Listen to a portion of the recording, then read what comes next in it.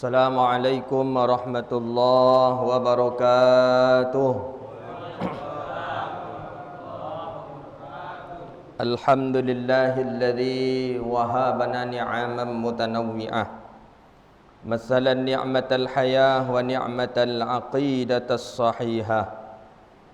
Allahumma salli wa sallim wa barik ala sayyidina wa Muhammadin wa ala alihi wa sahbihi wa mawalah.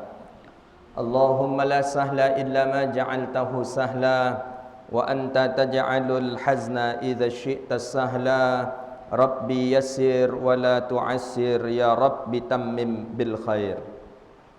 Puja dan puji syukur kita kepada Allah yang memberikan nikmat iman, nikmat Islam, nikmat ihsan kepada kita, bisa kita duduk di masjid yang mulia ini melaksanakan solat fardu maghrib, insya-Allah dilaksanakan secara berjamaah. Mudah-mudahan yang kita lakukan hari ini diterima oleh Allah Subhanahu wa taala, hendaknya amin ya rabbal alamin.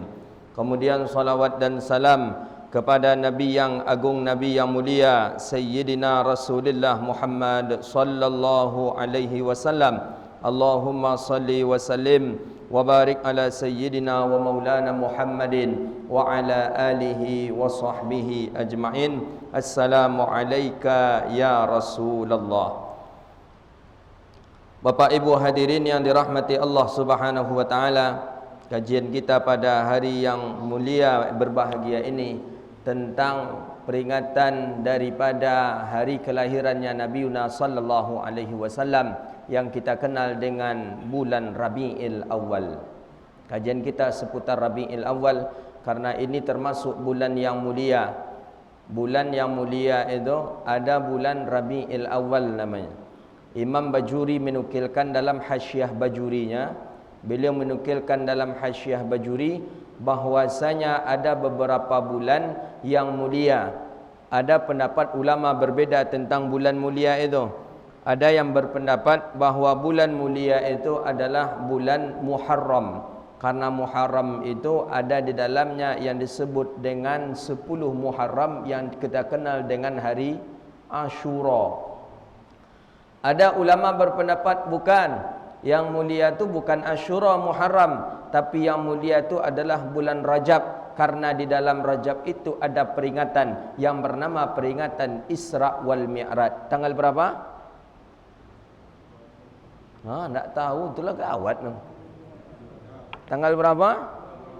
27 Rajab, peringatan Isra wal Mi'raj. Ada ulama berpendapat tidak, ada yang mengatakan yang mulia itu adalah bulan Sya'ban. Di dalamnya ada peringatan yang disebut dengan Lailatul Bara'ah. Apa Lailatul Bara'ah itu? Malam pelepasan daripada amal ibadah kita. Ada yang mengatakan itu bulan di mana pada ketika itu tahwilul qiblah, perpindahan kiblat dari Masjidil Haram ke Masjidil Aqsa. Maka menurut pendapat yang ketiga ini, bulan yang mulia itu adalah bulan Sya'ban. Ada yang keempat mengatakan tak, yang mulia itu adalah bulan Ramadan. Kenapa bulan Ramadan yang mulia? Karena di dalam bulan Ramadan itu ada satu malam yang dikenal dengan malam Lailatul Qadar, yang pahalanya sama dengan 1000 bulan. Nah, karena malam Ramadan, di Ramadan itu ada nuzulul Quran, di dalamnya turun Al-Quran. Tanggal berapa? 17 Ramadan. Ada pendapat yang kelima, bukan, yang mulia itu adalah bulan Rabiul Awal. Ini kita sekarang di bulan Rabiul Awal. Kenapa? Karena di bulan Rabiul Awal lahirlah seorang sosok yang bernama Muhammad. Di bulan Rabiul Awal inilah orang yang paling agung yang dilahirkan, orang yang paling mulia dilahirkan, yang bernama Muhammadur Rasulullah. Dia adalah Nabi Muhammadun sallallahu alaihi wasallam. Kalau tidak ada orang yang dilahirkan pada bulan Rabiul Awal, takkan ada bulan Ramadan. Ya nak? Ya, Ramadan ada karena Nabi.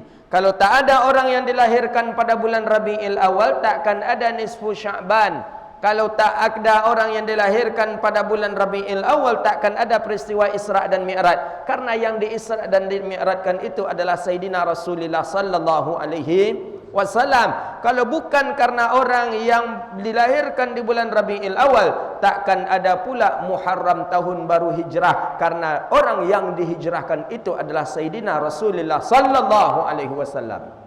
Maka kalau begitu, yang mulia itu adalah bulan Rabiul Awal kita yang ada hari ini. Maka jangan sampai kita tidak mengetahui kalau di bulan inilah lahirnya baginda Rasulullah sallallahu alaihi wasallam. Kita sekarang sudah dibodohi, anak-anak kita sudah dibodohi. Tambah pula lagi, tambah ada pemahaman-pemahaman salafi wahabi yang hari ini yang mengatakan peringatan maulid Nabi itu hukumnya haram, tak perlu untuk kita peringati. Bayangkan, sakingnya tak boleh kita memperingati. Kalau tidak kita peringati hari maulidnya Nabi sallallahu alaihi wasallam, orang takkan tahu kapan Nabi itu dilahirkan. Orang tak tahu kapan peringatan Nabi itu dilahirkan, di bulan apakah Nabi dilahirkan. Sedangkan generasi muda Islam di luar sana, mereka tahu bahwasanya yang mereka ketahui itu adalah Natal, yang mereka ketahui itu adalah tahun baru Masehi, yang mereka ketahui itu adalah Valentine. Sedangkan hari besar Islam mereka tidak tahu. Hari ini kasihan kita melihat di video-video, di rekaman-rekaman, kita lihat di YouTube, ada daripada ustaz mengatakan tak pernah Nabi memperingati hari ulang tahunnya, tak pernah Nabi memperingati merayakan bulan Rabiul Awal ini. Datanglah kita ke Arab sana, datang kita ke Timur Tengah, lihat ke Mesir. Kalau sudah mulai masuk bulan Rabiul Awal, orang-orang di Mesir itu berbeda dengan hari yang lain. Kalau datang kita ke Mesir, masuk bulan Rabiul Awal, lampu-lampu hias bercahaya di rumah-rumah orang, di apartemen-apartemen bercahaya. Mereka hiaslah tulisan Sallu ala Muhammad dari lampu yang bercahaya, sehingga orang akan tahu ketika orang masuk ke Mesir, ketika melihat cahaya-cahaya lampu tadi, orang tahu, oh ternyata sudah datang bulan mulia, yaitu Rabiul Awal. Di Indonesia saja yang hari ini sudah mulai ini dilupakan. Sudah mulai, kalau kita lihat nenek-nenek kita dulu, sebelum datang maulid Nabi, itu ada yang melamang. Tahu melamang? Membuat lamang. Bahasa Indonesianya apa tu? Pulut, lemang. Membuat lemang. Tapi itu bahasa Indonesia tidak. Lemang. Kalau orang tua-tua kita dulu ya, sebelum masuk bulan maulid Nabi, ada nama lamang, ada nama membuat ketupek, ada nama membuat rendang, ada yang membuat inti itu apa namanya itu? Sari kayu kalau bahasa awak, cuman bahasa Indonesianya apa tu? Memang sari itu memang banyak yang kaya nih. Sari kaya. Kamu mesti ingat waktu kecil-kecil. Untuk apa itu dipersiapkan? Pas nanti masuk bulan maulid, itu dibawa ke surau, itu dibawa ke manasah, itu dibawa ke masjid. Setelah ada santapan rohani, setelah ada salawat, setelah ada baca kasidah berzanji, orang makan bersama-sama. Begitulah menunjukkan rasa syukur kepada Allah atas kita dijadikan umat Nabi Muhammadun sallallahu alaihi wasallam. Sekarang mana? Anak-anak kita tak tahu dia. Coba tanya di rumah, nak sekarang bulan apa nak? Rabiul Awal tu tahu tak? Tak tahu anak kita. Kalau ditanya, sekarang tanggal 25 Desember, hari apa nak? Kan libur ya, hari Natal sekarang. Tahu dia, masa hari kelahiran baginda kekasih kita, anak cucu kita tak mengetahui. Maka hati-hatilah ustaz-ustaz yang mengatakan peringatan maulid Nabi itu hukumnya haram. Berarti dia membutakan sejarah terhadap umat Islam. Membutakan sejarah, tak tahu dia. Tak tahu anak-anak kita, kasihannya. Padahal ini adalah tahun, bahasanya ini adalah hari kelahirannya Nabi. Nabi kan tak pernah merayakannya ustaz. Kata siapa? Nabi puasa hari Isnin. Tengok di dalam hadis sahih. Nabi puasa setiap hari Senin. Ditanya oleh sahabat baginda Rasulullah sallallahu alaihi wasallam, "Ya Rasulullah, kenapa engkau puasa hari ini ya Rasulullah? Hari ini adalah hari Isnin. Kenapa engkau puasa?" Kata Nabi dalam riwayat hadis itu, "Fa inna hadzal yaum yaumil Isnin." Hari ini adalah hari Isnin. Wulidtu fih, aku dilahirkan pada hari ini. Aku bersyukur kepada Allah, aku telah dilahirkan pada hari ini. Itu bukti Nabi melaksanakan hari ulang tahunnya. Kita bagaimana? Apakah masih juga kita mempermasalahkan ini bid'ah? Dahulu kala tak ada orang mempermasalahkannya. Sayyidina Abbas Abdullah bin Abbas bin Abdul Muttalib, Abi Talib, pernah dia melaksanakan memuji baginda Nabi sallallahu alaihi wasallam dalam qasidahnya. Zuhair begitu juga, Ka'ab ibn Zuhair, banyak dari kalangan sahabat-sahabat Nabi yang memuji baginda Rasulullah sallallahu alaihi wasallam. Maka kita bersyukur kepada Allah, kita dijadikan umat Nabi Muhammad sallallahu alaihi wasallam. Akan tetapi yang perlu kita kaji adalah bahwasanya kita wajib untuk meniru, menjadikan baginda Rasulullah sallallahu alaihi wasallam itu qudwah. Qudwah itu ikutan. Maka dalam ayat kan jelas, wa ma arsalnaka illa rahmatan lil alamin. Lil alamin, bukan lil muslimin. Nabi diutus bukan untuk umat Islam saja, bukan lil arabiyyin, bukan untuk orang Arab saja. Lil Makkah wal Madinah, tidak, bukan untuk orang Makkah Madinah saja, tapi lil alamin. Perhatikanlah ayat itu. Wa ma arsalnaka illa rahmatan lil alamin. Kami utus Muhammad, engkau hai Muhammad, untuk ke seluruh jagat alam raya, seluruh dunia. Kalangan jin Nabi Muhammad, kalangan malaikat utus Nabi Muhammad, kafir diutus juga Nabi Muhammad kepadanya, umat muslim diutus Nabi Muhammad kepadanya, hatta semua makhluk, hewan, binatang, tumbuh-tumbuhan diutus Nabi Muhammad sallallahu alaihi wasallam kepadanya. Maka Nabi dicintai oleh semua makhluk. Jadi bukan kepada kita umat Islam saja diutus Nabi Muhammad, lil alamin, untuk semua makhluk yang berada di dunia, di alam ini diutus Nabi Muhammad sallallahu alaihi wasallam. Berarti Nabi dijadikan untuk iqtida, Nabi dijadikan sebagai contoh bagaimana akhlak baginda Rasulullah sallallahu alaihi wasallam. Maka Nabi kan mengatakan, innama bu'istu liutammima makarimal akhlak. Hanya saja aku diutus ke atas dunia ini makarimal akhlak, untuk memuliakan akhlak manusia. Berarti kalau Nabi menyempurnakan akhlak, berarti akhlak baginda Rasulullah sallallahu alaihi wasallam sudah sempurna. Ya nak? Baru kita bisa menyempurnakan orang, tentu kita dulu yang sempurna. Baru bisa kita membantu orang, tentu kita harus yang sempurna. Ketika kita bisa mengajarkan kepada orang, tentu kita harus lebih faham. Baginda Nabi akhlaknya sudah sempurna. Kalau dalam kajian tafsir, maksud kajian hadis, maksud dari sempurna di sana adalah la nuqsanu abada, bahwa akhlak Nabi itu tak ada sedikit pun yang kurang dan tercela. Sempurna. Bukan nama rokok ya maksud saya. Sempurna. La yahda nuqsan, tak ada kurang sedikit pun akhlak Nabi. Apa saja akhlak Nabi Ustaz? Ni akan kita baca di dalam Rawi Barzanji yang terakhir. Saya sengaja membawa kitab ini syarahannya. Syarah dari Al-Barzanji bernama Kitab Madarijus Su'ud, karangan Imam An-Nawawi Al-Bantani. Imam Nawawi ini ulama Indonesia luar biasa, tapi beliau ulama di Makkah Al-Mukarramah. Beliau ulama yang terkenal, karangan beliau ratusan dalam bahasa Arab, bukan bahasa Indonesia, bahasa Arab. Salah satu bahasa Arab karangan beliau inilah kitab ini, Madarijus Su'ud namanya. Luar biasa kitabnya. Kitab ini, kitab beliau dipakai oleh orang di mana-mana. Di Mesir dibaca, di Makkah dibaca, di Syria dibaca, di mana-mana dibaca. Beliau orang asli Banten, maka beliaulah bernama Nawawi Al-Bantani. Bantani itu Banten. Syekh Ahmad Khatib Minangkabawi dari Minang. Syekh Yasin Al-Fadani orang Padang.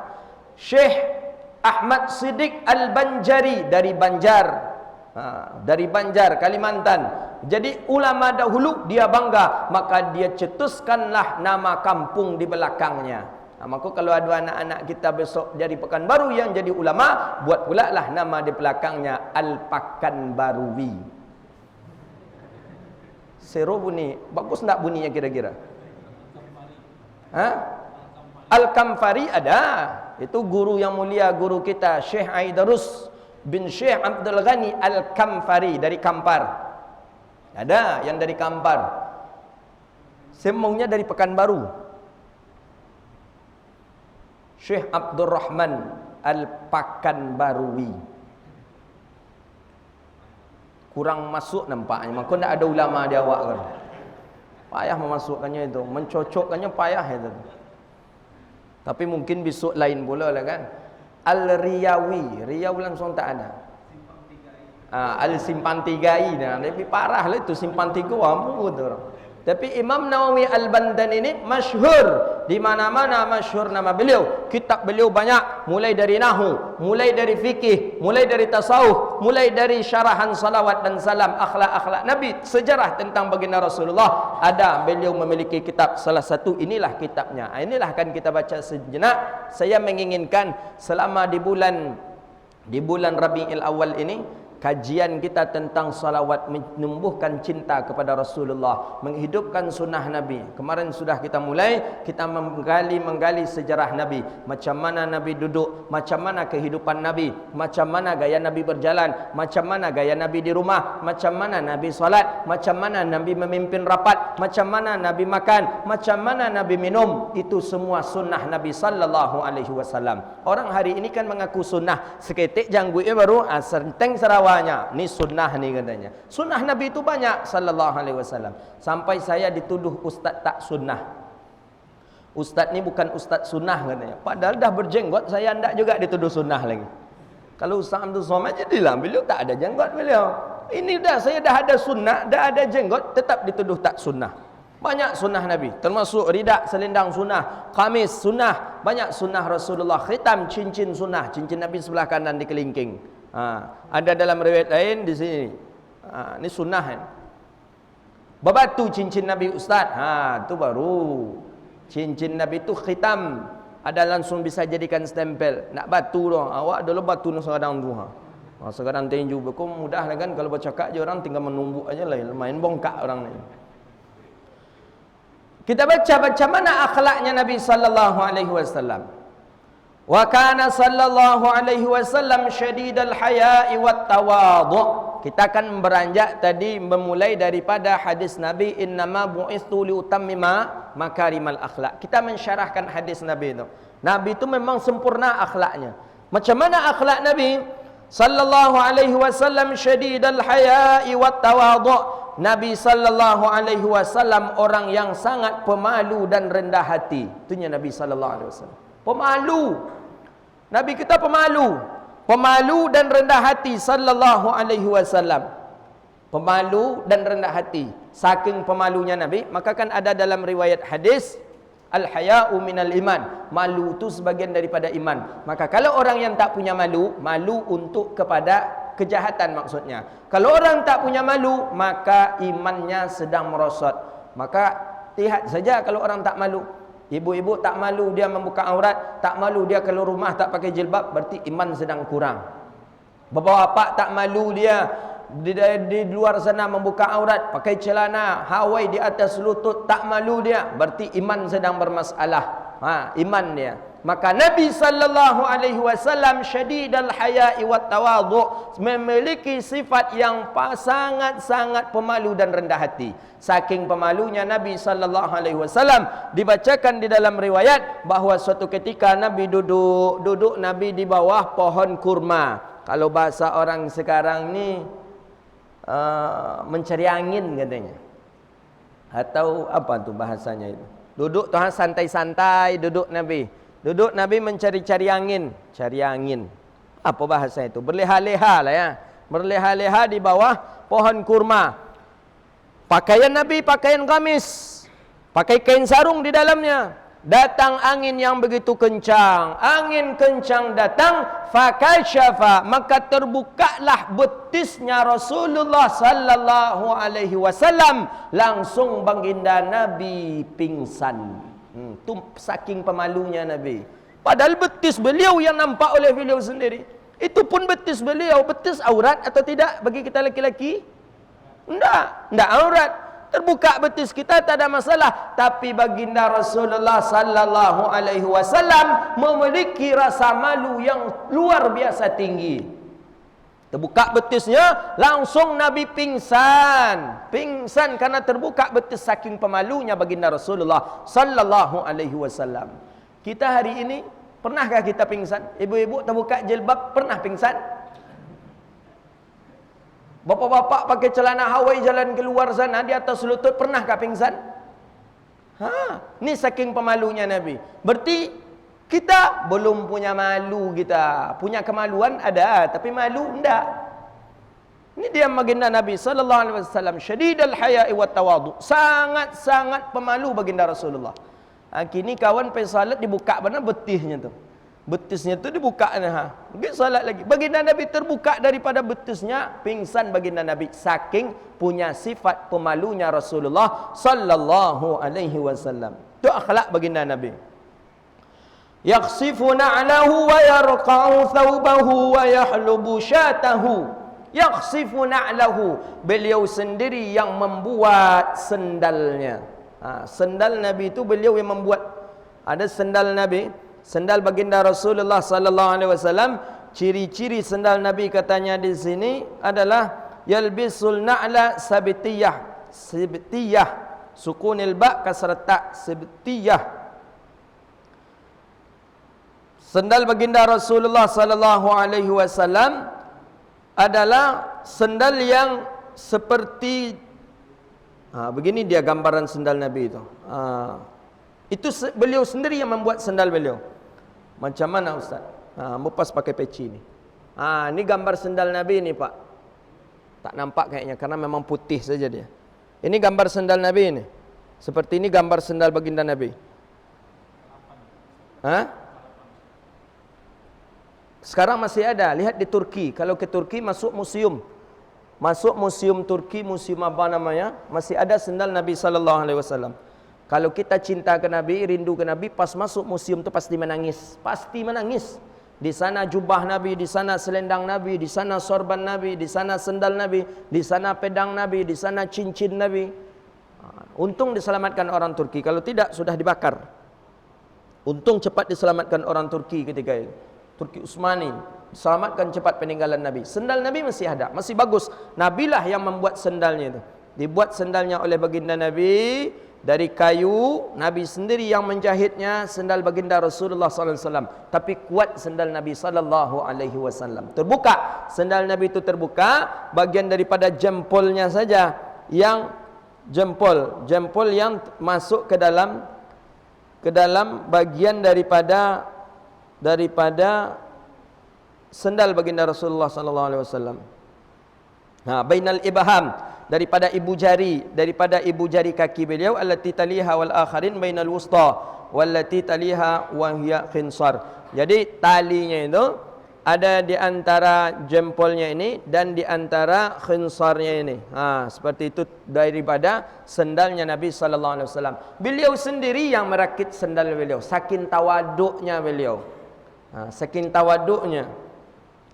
Wa yarqa'u thawbahu, beliau sendiri pula yang menempel. Kalau ada yang sobek daripada bajunya, beliau sendiri yang menjahitnya. Allah, luar biasa akhlak Nabi. Awak baju sabit seketik nak niok memakai ada kan? Tersangkut baju kita di paku, tak mau kita memakai, kita sombong. Nabi sobek, beliau jahit sendiri. Kita suruh orang rumah, kalau nak mau orang rumah nak pakai baju tu lah. Ini baginda Rasulullah. Wa yahlubu syatahu, beliau sendiri yang memerah susu kambingnya. Jadi baginda Nabi sallallahu alaihi wasallam ini pernah diceritakan dalam riwayat hadis, ketika Nabi ke Madinah dikejar dari Makkah, dikejar oleh orang-orang kafir Quraisy. Sampai di Madinah, belum sampai di Madinah, Nabi sudah kehausan. Haus, air yang akan diminum tidak ada. Nabi berjumpalah dengan orang yang belum muslim, orang musyrik. Nabi berjumpa dengan orang musyrik di jalan. Dia memiliki kambing banyak. Dia tidak tahu yang ini adalah Nabi Muhammad dengan Abu Bakar Siddiq. Didatangi oleh Abu Bakar Siddiq untuk minta air minum. Air minum nak minta daripada susunya tadi, susu kambing tadi. Abu Bakar mendatangi orang pengembala tadi, disampaikan, bolehkah kami minta air susu kambing? Kata Abu Bakar, dia tak izinkan. Tidak kami izinkan, kata orang musyrik tadi. Kemudian Abu Bakar melihat ada kambing yang sudah sakit, kurus kerempeng, sakit kambing tadi. Ini dalam riwayat hadis ini. Sakit kambing itu. Tak sakit, berdiri saja tak sanggup kambing tadi. Nampak oleh Abu Bakar Siddiq kambing sakit itu. Ditanyakan oleh Abu Bakar kepada Rasulullah, "Ya Rasulullah, bagaimana kalau kambing sakit itu kita minta izin kepada pemiliknya untuk kita perah susunya?"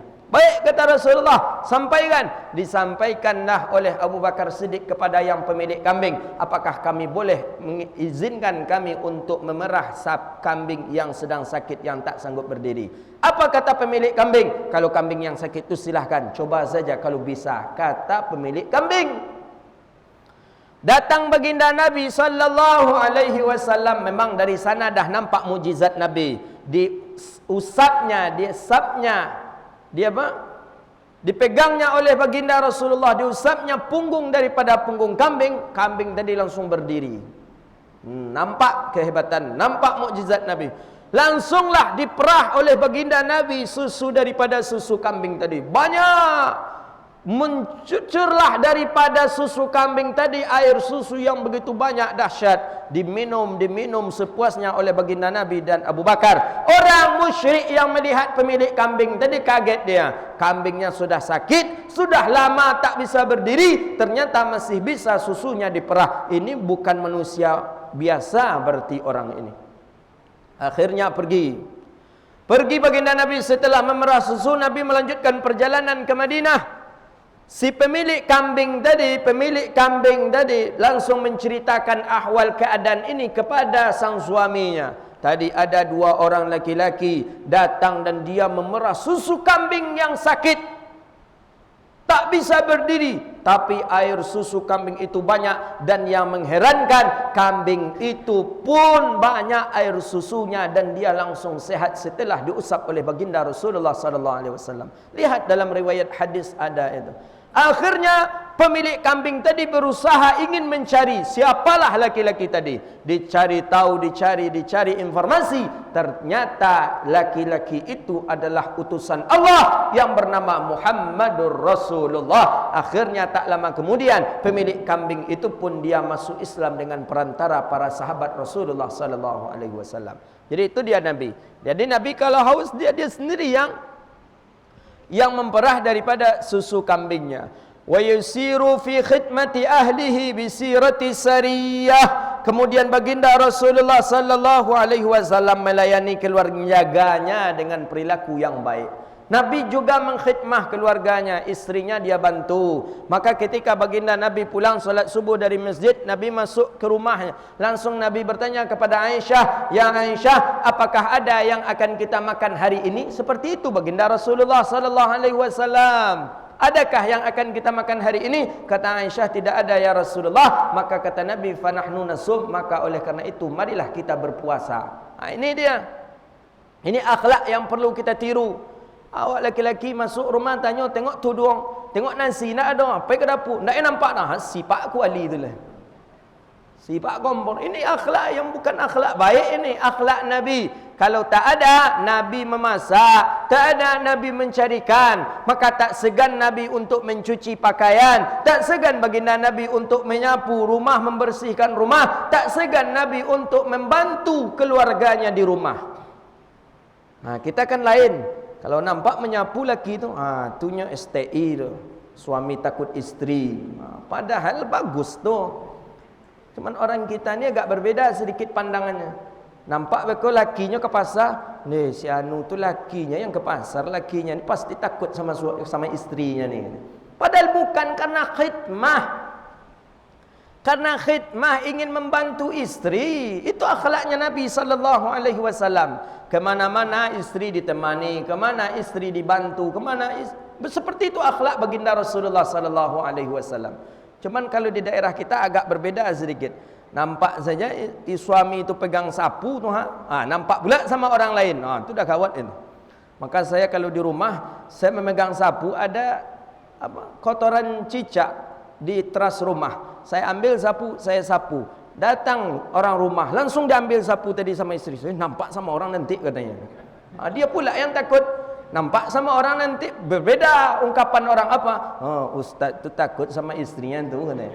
Padahal kita kan mengamalkan sunnah Nabi. Nabi membantu istrinya. Maka bapak-bapak, ibu-ibu yang dirahmati Allah, kita bapak-bapak ni jangan kita menjadi seperti raja saja menerima bersih. Jangan, bantu istri kita. Masak bantu, umpama menggiling cabai. Menggiling cabai kalau pakai batu lagan tu lumayan, itu otot kita keluar tu Pak.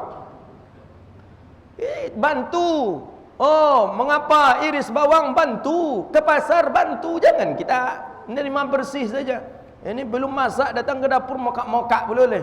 Tambah pula garamnya yang kurang, garam terlalu banyak, banyak pula protes. Tak boleh. Baginda Nabi sallallahu alaihi wasallam tidak mencontohkan akhlak yang seperti itu. Ini baginda Nabi. Jadi Nabi membantu keluarganya, membantu istri di rumah, membantu keluarga di rumah seperti dirinya membantu terhadap diri beliau sendiri. Maka Nabi itu memang untuk dicontoh, untuk ditiru, untuk ditauladani. Maka Nabi qudwatun hasanah, qudwah, ikutan yang sangat baik, ikutan yang sangat mulia baginda Rasulullah sallallahu alaihi wasallam. Wa yuhibbul fuqara wal masakin. Nabi sangat mencintai orang fakir dan orang miskin. Itu baginda Nabi, sangat cinta kepada orang fakir, orang miskin.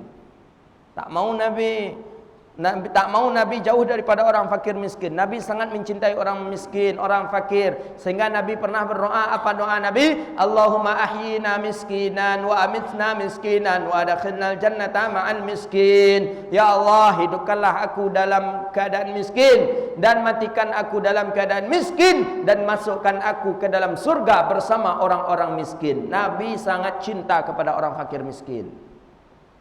Tapi bukan berarti Nabi itu miskin. Nabi kaya. Kaya baginda Rasulullah. Sampai ketika mahar menikah dengan Sayyidah Khadijah, berapa ekor unta? Banyak. Dalam riwayat 20 ekor unta. Ada dalam 30 ekor unta. Menikah, maharnya Nabi menikah dengan Sayyidatina Khadijah. 30 ekor unta. 1 ekor unta 35 juta. Dikali 20 ekor unta. Berapa uangnya?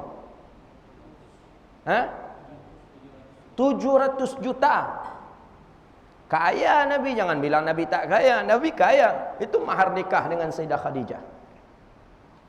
Wa yuhibbul fuqara wal masakin. Nabi mencintai orang fakir dan orang miskin. Wa yajlisu ma'ahum, dan duduk bersama mereka. Ini Nabi duduk bersama orang fakir miskin. Ada orang fakir, ada orang miskin, Nabi duduk. Ai akala ma'ahum. Artinya Nabi juga yakul ma'hum, makan beserta mereka. Kita kan tak kadang di majlis tu duduk orang fakir, duduk orang miskin. Situlah duduk siko orang-orang apa aja, orang-orang godang aja siko. Orang-orang besar saya ada di sini. Tak, baginda Nabi tak mau. Yajlisu ma'hum, duduk bersama orang fakir, orang miskin. Ini akhlak baginda Nabi yang harus kita contoh. Tak ada sombong sedikit pun. Padahal beliau seorang Rasul, seorang Nabi. Seharusnya Nabi itu memang orang yang mulia. Orang-orang miskin menjauh, tak boleh. Tidak, baginda Nabi tidak. Orang fakir, orang miskin pun duduk di samping baginda Rasulullah sallallahu alaihi wasallam, wa ya'kul ma'hum, dan makan bersama Rasulullah sallallahu alaihi wasallam. Salah satu akhlak daripada akhlak sahabat Nabi Abdullah ibnu Umar. Abdullah ibnu Umar ma'akalu, tidak makan dia kecuali bersamanya anak yatim. Jadi ketika istri sudah menghidangkan makanan, istri sudah menghidangkan makanan nak dimakan, langsung Abdullah bertanya, mana anak yatim? Kenapa tak ada anak yatim? Dicarilah anak yatim dulu. Didudukkan anak yatim di hidangan beliau, barulah beliau mau makan. Kalau tak ada anak yatim, beliau tidak makan. Begitulah akhlak para sahabatnya Nabi sallallahu alaihi wasallam. Begitu juga akhlaknya Rasulullah sallallahu alaihi wasallam. Duduk bersama orang miskin, duduk bersama fakir miskin, dan makan bersama fakir miskin. Itulah Nabi sallallahu alaihi wasallam. Kita memang agak kita bedakan orang miskin ini kadang. Kadang kita tak mau pula makan. Kalau ada juga orang miskin tak mau kita makan. Kadang harta kita itu dengan orang miskin itulah. Kita kaya ini sebenarnya kan karena orang miskin. Beri sedekah ke orang miskin bertanya, ya Allah murahkanlah rezekinya ya Allah. Duduk bersama orang miskin membantu kita dengan doa, murahkanlah rezekinya ya Allah. Maka butuh kita kepada orang miskin. Jangan kira kita tak butuh kepada orang miskin.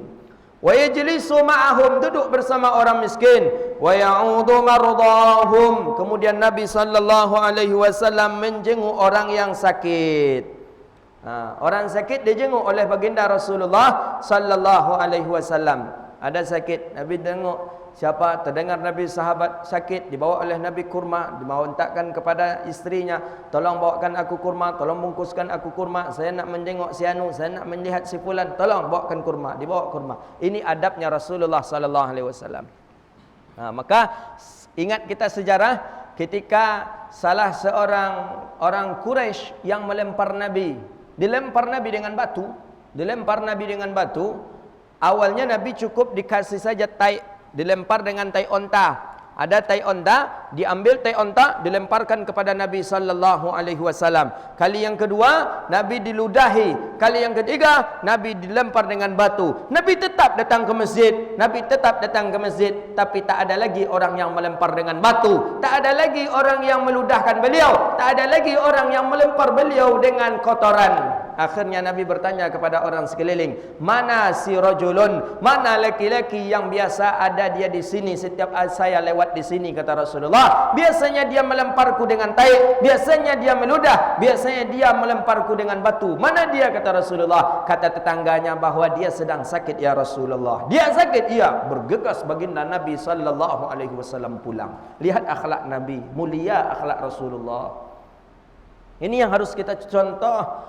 Pulang baginda Nabi minta dibungkuskan kurma untuk dibawa, dibungkuskan kurma untuk istri baginda, dari istri baginda Rasulullah, dibawalah kurma itu menjenguk orang yang sakit. Ketika si fulan yang sakit itu mendatang, melihat yang datang itu adalah Muhammad, langsung dia kaget dan terkejut. Alangkah mulianya akhlak engkau ya Rasulullah. Maka Sayyidah Aisyah mengatakan, akhlaqul Quran, akhlaknya Nabi Muhammad itu adalah akhlaknya Al-Quran. Bayangkan, kalau kita bayangkan ke diri kita, awal kita datang dikasih kita tai unta, setelah itu diludahi kita, setelah itu dilempar dengan batu. Kira-kira kalau dia sakit, mau tak kita menjenguknya?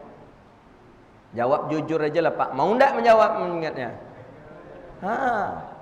Itu jujur tuh Bayangkan, tapi Nabi sallallahu alaihi wasallam tidak. Ternyata dari akhlak Nabi itulah timbulnya hidayah. Dari akhlak Nabi yang seperti itulah timbulnya Islam. Maka Nabi sallallahu alaihi wasallam dari akhlak kepribadian beliau sendiri akan memunculkan hidayah. Sebenarnya akhlak ini yang perlu kita tiru Bapak Ibu yang dirahmati Allah. Jadi tak perlu, orang sombong harus dengan sombong, tak perlu sebenarnya. Orang itu karena dia menghina kita, kemudian kita hina, tak perlu. Dia menyakiti kita, kita sakiti dia, tidak perlu. Contohlah akhlak baginda Rasulullah sallallahu alaihi wasallam. Dilempar dengan batu, dikasih oleh Nabi dengan kurma. Tapi hidayah Allah bukakan untuknya, langsung dia memeluk Islam. Bisa tak kira-kira kita meniru akhlak baginda Nabi ini? Kalau bisa, coba besok. Kalau ada orang yang melempar kita dengan batu, ucapkan terima kasih. Kalau ada orang yang meludahkan kita, ucapkanlah terima kasih. Saya pernah waktu masih mengaji ke pesantren dulu. Ingat saya dulu naik mobil ada mobil Merah Sari dulu namanya kalau tak salah saya. Mobil Merah Sari, mobil bus naik. Karena kita ni ada orang yang muntah di depan kita, akhirnya kita pun terbawa perasaan. Saya pun meludah lewat kaca, meludah lewat kaca. Saya meludah lewat kaca ni, ternyata ada orang yang di depan saya mengeluarkan tangannya seperti ini. Kena tangannya sedikit saja, ya Allah, keluar sumpah serapah dari mulutnya. Saya masih ingat itu, ibu-ibu itu. Kamu meludah saja tak melihat. Bagaimana nanti kalau kamu punya penyakit HIV? Kena kami. Dia sumpah serapah saya. Padahal saya ketika itu pergi mengaji itu. Tak dapat dia akhlak baginda Nabi sallallahu alaihi wasallam. Nabi yang meludahinya orang muslim malah, orang musyrik yang meludahi baginda Rasulullah sallallahu alaihi wasallam. Wa yusayyi'u janaizahum. Kemudian Nabi mengikuti jenazah-jenazah orang-orang Muslim ketika jenazah meninggal dunia, ketika ada orang meninggal dunia, kemudian Nabi selenggarakan jenazahnya. Begitulah akhlak daripada Rasulullah sallallahu alaihi wasallam. Jadi Nabi kalau ada orang yang meninggal dunia, langsung baginda Rasulullah sallallahu alaihi wasallam beliau ikuti jenazah itu. Wala yahqirul faqira alqahul faqra wa ashwah. Nabi pun membantu orang-orang fakir, membantu orang-orang miskin, dan beliau duduk bersamanya dan tidak menginginkan orang-orang itu selalu dalam keadaan fakir dan miskin. Maka ingat salah seorang sahabat Nabi. Salah seorang sahabat Nabi datang ke Rasulullah, minta apa dia ke Nabi? Minta uang.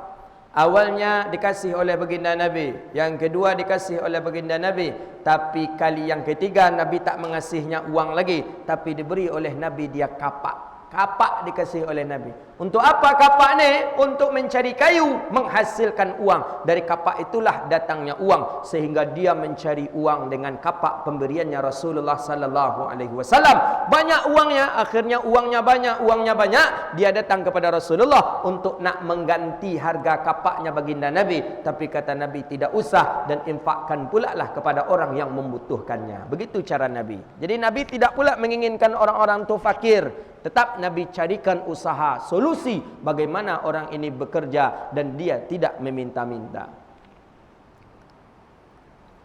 Wa yaqbalul ma'zirata wa la yuqabilu ahadan bima yakrahu wa yamshi ma'al armalati wa zawil ubudiyah. Di sini beliau berjalan, beliau tidak takut kepada siapapun. Ya, wala yuqabil ahadan bima yakrahu, dan beliau selalu menunggu siapa saja beliau tunggu. Siapa saja yang ingin berjumpa dengan beliau, beliau buka pintu beliau. Beliau tidak sekalipun menutup kunci beliau, pintu beliau. Baik orang fakir, baik orang miskin, baik siapa saja beliau layani untuk berjumpa dengan beliau.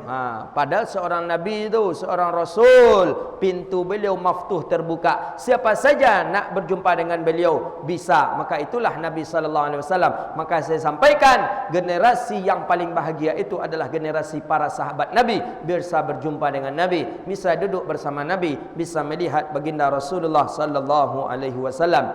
Wala yahabul muluka wala yaghdabu lillahi ta'ala, dan dia tidak gemetar sekali dengan raja-raja, dan Nabi itu marah karena Allah, bukan karena nafsu. Maka marah itu ada dua, ada marah karena Allah, ada marah karena nafsu. Maka kalau kita marah kepada anak, marah kepada istri, marah kepada murid, marahlah kita karena Allah, jangan karena nafsu. Kalau kita marah karena nafsu, maka murid kita akan kena laknat oleh Allah, istri kita akan kena laknat oleh Allah, anak kita pun akan kena laknat oleh Allah. Maka jangan, kalau kita orang tua, kita selaku ulama, selaku guru, marahlah kepada murid kita, tapi marah itu karena Allah. Marah tidak dari dendam di dalam hati, tidak dengan nafsu, tapi marah kita karena Allah. Itulah marah baginda Rasulullah sallallahu alaihi wasallam. Wa yardal lirda, Nabi pun rida dengan Allah pun rida. Apa yang diridai oleh Allah, itulah yang diridai oleh Nabi sallallahu alaihi wasallam. Wa yamshi khalfa ashabihi wa yaqulu khallu zahri lil malaikati ruhaniyah. Nabi sallallahu alaihi wasallam berjalan di belakang para sahabat. Kadang Abu Bakar ini yang biasa ini. Kadang Abu Bakar di depan, kadang Abu Bakar di belakang. Di depan, di belakang, di depan, di belakang. Berganti-gantian dia. Kenapa? Karena kadang-kala Nabi, kalau Abu Bakar di depan, Abu Bakar takut jangan nanti ada musuh yang langsung menghadang Nabi. Kadang Abu Bakar di belakang, agar jangan ada pula musuh yang langsung menghantam Nabi dari belakang. Tapi Nabi dalam riwayat ini berjalan di belakang sahabat. Begitulah saking tawaduknya Nabi. Kalau kita kan tak dah. Apalagi kalau juga gubernur di samping kita, wali kota di samping. Oh, itu kita nak di depan itu jalan ini. Jalan nak di depan kita, nak dekat dengan pejabat kita, terus berjalan. Padahal Nabi tidak. Nabi selalu dia berjalan di belakang. Ya. Nabi mengatakan, qalu zahri lil malaikati ruhaniyah, maka di belakangku, kata Rasulullah, kosongkanlah untuk malaikat rohaniyah. wa yarkabul ba'ira wal farasa wal baghlata wal himar. Kemudian Nabi itu mengendarai ba'ir, ada kendaraan Nabi ba'ir, ada kuda, ada onta, ada bagal, ada himar. Himar ni keledai. Ba'dal mulukul ilahi ahdah. Kemudian ada satu Nabi memiliki keledai yang dihadiahi oleh raja ketika itu. Muluk ini raja, dihadiahkan Nabi sallallahu alaihi wasallam. Jadi sampai situlah bagian daripada sejarah baginda Nabi, akhlak baginda Nabi sedikit. Wa ya'zimul ala batnihi wa ya'subu ala batnihi al-hajaru minal ju'i wa qad utiya mafatihal khazainil ardiyah. Ketika Nabi lapar, Nabi mengikat perutnya dengan batu. Ini akhlak baginda Nabi. Jadi pernah suatu ketika baginda Rasulullah sallallahu alaihi wasallam sudah 3 hari tak makan. Ketika terjadi peperangan Khandaq, kalau tak salah dalam riwayat, ketika peperangan Khandaq, Nabi 3 hari tak makan. Bukan tak makan karena Nabi berpuasa, tapi memang yang akan dimakan itu tak ada. 3 hari Nabi tak makan-makan. Nampaklah oleh Sayyidina Abdullah ibnu Jabir, sahabat Rasulullah sallallahu alaihi wasallam. Jadi Nabi kalau tidak makan itu, beliau ikatkan batu di perut beliau. Itulah wa ya'subul hajara minal ju'i. Hajara, batu ketika beliau lapar diikatkan. Jadi ketika batu diikatkan ke perut, diperkecil, dipersempit, ternyata perut ni tak merasa pedih. Tapi kalau dibiarkan saja, maka perut kita berbunyi-bunyi kadang. Itu kalau bahasa orang kita mengariuk-ngariuk kan. Bahasa Indonesianya apa tu? Apa bahasa Indonesia Ustaz? Keroncongan. Keroncongan. Kalau Nabi, jadi kalau Nabi lapar tu, diambil batu, diikatkan oleh baginda Nabi sallallahu alaihi wasallam, mengurangi sakit dan bunyi-bunyi perut itu. Nampak oleh Sayyidina Jabir bin Abdullah, ya Rasulullah, engkau pasti sudah tidak makan ya Rasulullah. Sudah berapa hari engkau tidak makan? Sudah 3 hari. Cepat Jabir bin Abdullah pulang. Jabir cepat pulang. Kata Jabir kepada sang istri, tolong masakkan apa yang ada. Apa yang ada pada kita? Kata istri Jabir, kita memiliki kambing kecil. Kambing kecil. Sembelih kambing itu. Disembelih oleh Jabir bin Abdullah kambing itu. Tolong dimasak, dibuat gulai kari. Nanti saya akan membawa Rasulullah sallallahu alaihi wasallam ke sini. Setelah itu masak, langsung Jabir datang kepada Rasulullah. Ya Rasulullah, saya ingin menjamu engkau untuk makan siang di rumah saya ya Rasulullah. Hari ini, ya Rasulullah, untuk berapa orang? Untuk 4 orang saja ya Rasulullah. 4 orang saja. Padahal yang ikut menggali lubang, menggali parit ketika itu sangatlah banyak. Kata Nabi, diumumkan oleh Nabi, ya ashabi, hai sahabatku, kita nanti makan siang di rumah Jabir. Takut Jabir, awak untuk 4 orangnya diajak ledik Nabi ke orang banyak. Rusuh Jabir. Tapi Nabi sudah menyampaikan kepada Jabir, hei Jabir, sampaikan kepada istri engkau, jangan diangkat kuali periuk itu daripada tungku itu kecuali setelah saya datang. Baik ya Rasulullah. Disampaikan Jabir kepada istrinya. Maka sampai di rumah Jabir, Rasulullah sallallahu alaihi wasallam datang melihat kuali, melihat periuk tadi dikacau oleh baginda Nabi. Setelah dikacau oleh baginda Nabi, bagikanlah, kata baginda Nabi kepada Jabir bin Abdullah, dibagikan. Ternyata lebih daripada 50 orang bisa makan daripada itu. Aturannya untuk 4 orang bisa dimakan lebih daripada 50 orang. Itu mukjizat Nabi sudah kelihatan. Dah nampak mukjizat Nabi. Dalam riwayat lain cerita masyaikh, ada Nabi cuman melemparkan garam saja ke dalamnya. Ada cerita guru-guru kita, dilemparkan, diambil garam dari Nabi, dilemparkan ke dalam, dikacau, maka dibagikan. Apa kata sahabat Nabi? Semua kami dalam keadaan kenyang dan gulai kari kambing pun masih berlebih. Begitu dia. Jadi kalau kita ada membuat pesta, undangan, makin banyak juga datang orang lagi. Stok kita dah mau habis. Datanglah bapak-bapak ke dapur, ambil garam, masukkan. Bertambah enggak? Kalau tak bertambah, jangan salahkan saya. Tambah asin dia mungkin. Itulah akhlak baginda Nabi yang harus kita tiru, yang harus kita contoh. Maka muliakanlah Nabi kita sallallahu alaihi wasallam dengan selalu menghidupkan sunnah Nabi, memperbanyak mengucapkan salawat dan salam kepada Nabi sallallahu alaihi wasallam. Itu saja kajian kita. Mudah-mudahan kajian ini ada manfaatnya kepada kita hendaknya. Mudah-mudahan Allah istiqamahkan kita hendaknya. Amin ya rabbal alamin. Subhanakallahumma wa bihamdika asyhadu an la ilaha illa anta astaghfiruka wa atubu ilaih. Wassalamualaikum warahmatullahi wabarakatuh.